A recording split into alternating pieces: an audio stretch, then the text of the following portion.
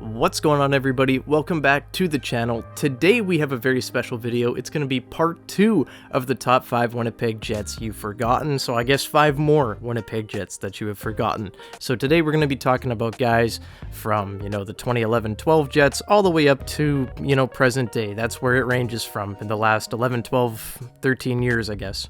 So if you missed part 1 of this series, it's pretty much just me going through 5 players that used to play for the Jets. Now these aren't like legends or anything, obviously. These are very forgettable players, hence the title of the video, 5 more Winnipeg Jets you forgot. But these are names where, you hear them and you go, oh right, I remember that guy, right? So that's the point of the video, and we're gonna start with number 1 today, Tim Stapleton. Stapleton is definitely not a household name or anything like that, but he is one of my favorite players from that Jets inaugural season. Just a guy with a lot of character. He was one of those really good depth players, and for a guy that played 63 games and put up 27 points, that's pretty impressive. I mean, that Jets team was pretty bad that inaugural year, and for a guy to put up just about 30 points on that team, hey, pretty impressive. Tim Stapleton, he was actually the guy to score the last goal in the Atlanta Thrashers' entire history before they, obviously relocated to Winnipeg in the 11-12 season. So that was pretty cool, just nice piece of trivia.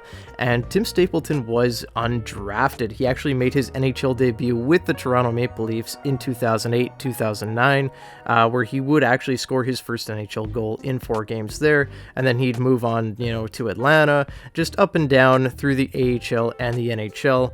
And then later on in his career, after the Winnipeg Jets season, he would go play in the KHL, go to the Swiss League for a little bit, and retire in the Dell in the 2018 season. So Tim Stapleton, a guy that really wasn't in the NHL long, but was a pretty decent impact player for the Jets in the bottom 6. My favorite Tim Stapleton moment was his overtime winner against the Washington Capitals, where he let out this big scream that you could hear on TV. It was awesome. Dennis Bayok yelling, "Scores!"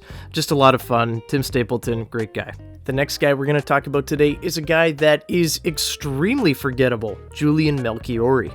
When the Jets returned to Winnipeg, they really inherited absolutely nothing from the Atlanta Thrashers' depth system, and Julian Melchiori, a defenseman, was actually one of the Jets' best prospects at the time. A bigger defenseman, 6'3", 218, and he was a pretty good AHL player, to be honest. He was just a really good shutdown guy through the first, couple years with the St. John's Ice Caps before they were the Manitoba Moose, and he made his NHL debut near the end of the season in the 13-14 year. He did have just the one game, no points or anything fancy. He's not really a super flashy defenseman, definitely more on the defensive side, but he would have a few stints with Winnipeg, more so for when injuries would occur. But in the 15-16 season, he would play 11 games for the Jets, no points, still looking for his first NHL point, pretty solid year with the Moose, and would get a call-up near the end of the 2016-2017 season, where he would play 18 games and put up 2 assists. So he did end up finally getting some NHL, points. Was never really a huge impact guy in the NHL, was more of a 7th, 8th kind of defenseman, but really overall, I really didn't hate him. I thought he was pretty responsible. He didn't really do anything too stupid. Pretty big hitter. For today's NHL, probably not that caliber of player that you want in the lineup. He's probably closer to an AHL defenseman, and that's exactly where he would play for the next 3 years in the AHL, bouncing around from a few teams. Did play with the Moose in the 17-18 season, but then in 2020 he would go play in the Dell, where he still plays today. At the time, I really thought that Melchiori was a pretty decent defenseman, and obviously I don't think right now he's an NHL defenseman or anything, but for the time he was a really good fill-in when the Jets had injuries. He was on the younger side as well around that time, around 24, 25, so overall really not that bad of a player. So the first 2 players that we talked about were, viewed as more so depth players, kind of fringe NHLers. We're going to be talking about a guy that was projected to be, a really good NHL player, drafted 10th overall in 2007, and that was Keaton Ellerby.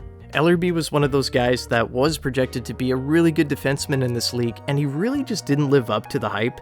The Florida Panthers drafted him, and he wouldn't actually end up making his NHL debut till the 2009-2010 season, where he would play 22 games and put up no points. Just really not an impact player. He would go down, have a stint in the AHL, and then would be with the Panthers until the 2012-2013 season, where he just really was in and out of the lineup, playing 50, 40 games a year. He would ultimately be traded to the Los Angeles Kings. He's a guy that just needed a change of scenery, and with the Kings that year, he really didn't do much. 35 games played and 3 assists. He's just an okay defenseman, right? He's more of like a number 6 in the NHL.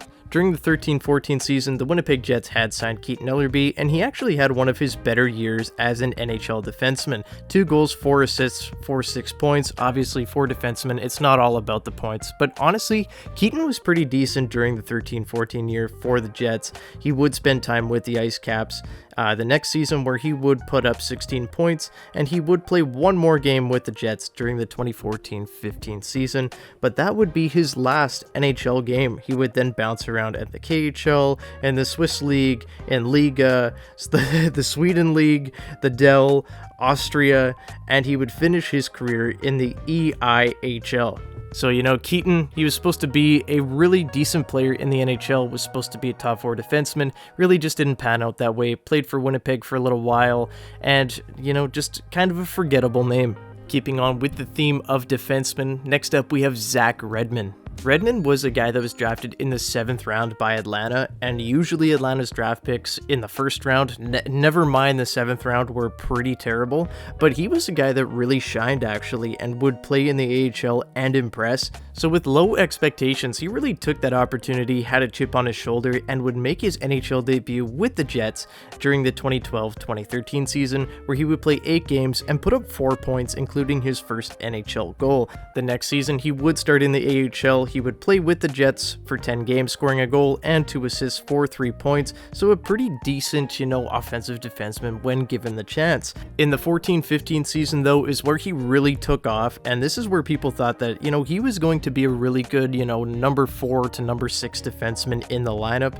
He played for the Colorado Avalanche, and in just 59 games would put up 20 points. He was on a little bit of a heater, and honestly, I was like, wow, the Jets lost a really good player here. However, after that, he wasn't really able to sustain it, and he just kind of really fell off. He would have a few more stints in the NHL, his last being with the Buffalo Sabres during the 17-18 year. He would then go on to play in the AHL for 2 more seasons, and then eventually go be playing in the Dell, where he still plays today. Now, last but certainly not least, we have Winnipeg Jets goaltender Al Montoya. Montoya actually went 6th overall to the New York Rangers in the 2004 draft, so he was supposed to be like the guy. He was supposed to be what Henrik Lundqvist was, and it just really didn't turn out that way for him. He would actually never play a game for the Rangers, which is crazy. He would make his NHL debut with the Phoenix Coyotes. He would play 5 games there as a Coyote, and then wouldn't play in the NHL again until the 2010-2011 season. So this was definitely not going to plan for Al Montoya. However, in the 2010-2011 season, he resurrected his career with the New York Islanders. In 20 games played, he would post a 2.39 goals against average to go along with a .921 save percentage.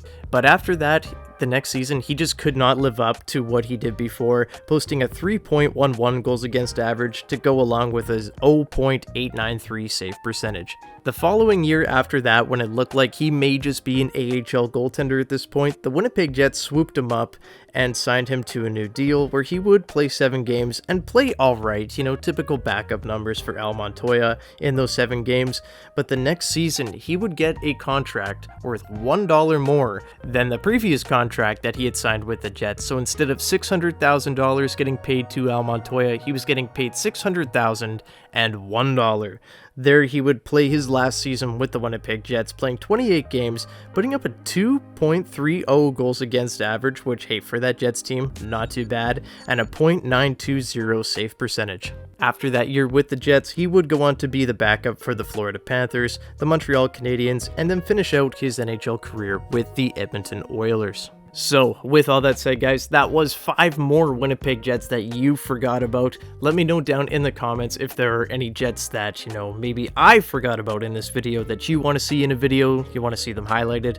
Love to hear from you guys. Please leave a like and subscribe to the channel if you haven't already. We are dangerously close to 1K on the channel. Thanks for so much love, you know, on the previous you know, 5 jets that were forgotten. And the jet lag video, was not expecting so many of you to really enjoy that. Gonna have much more Winnipeg Jets content creators over on jet lag, of course. You can go see that on the channel. That will be the featured video at the end here. You might even be able to see it on the screen now.